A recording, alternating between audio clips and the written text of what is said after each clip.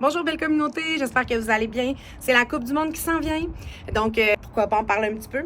Au niveau de l'équipe du Sénégal, j'ai regardé un peu les choses. On va parler du vrai débat pour les 26 joueurs du Sénégal, parce que pour moi, c'est pas au niveau de l'attaque qu'il faut aller combler, c'est la défense. Avec l'absence de Kalidou Koulibaly, le Sénégal perd son patron défensif, son leader, celui qui rassurait toute l'équipe.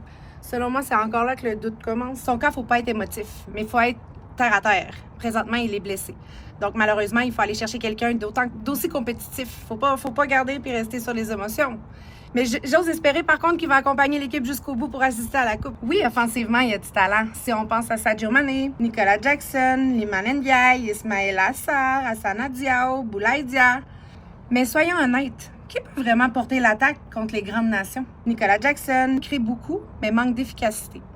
Chérif Ndiaye, il marque, mais il ne rassure pas encore complètement dans les hauts niveaux. Habib Diallo est un vrai renard de surface, mais contre des défenses contre celles de la France ou de la Norvège, ça peut être une toute autre histoire. Iliman Ndiaye est techniquement énorme, mais selon moi, il faut qu'il soit encore plus décisif devant le but.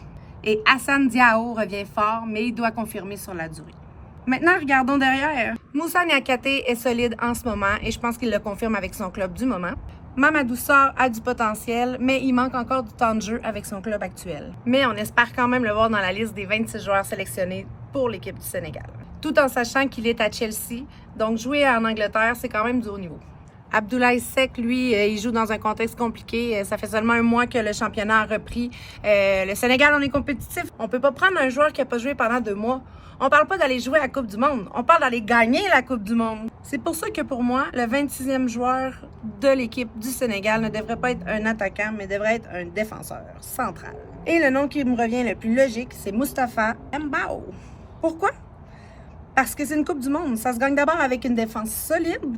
Les grandes équipes ont toujours une carrière forte, disciplinée et prête à tout pour les gros matchs. Le Sénégal a déjà le talent au milieu avec Idrissa Gana Gueye, Lamine Camara, Pape Gueye, Pape Matar Sarr. Mais sans stabilité défensive, il sera compliqué d'aller loin. Et vous prenez un défenseur ou un attaquant pour venir compléter l'équipe des 26 Lions?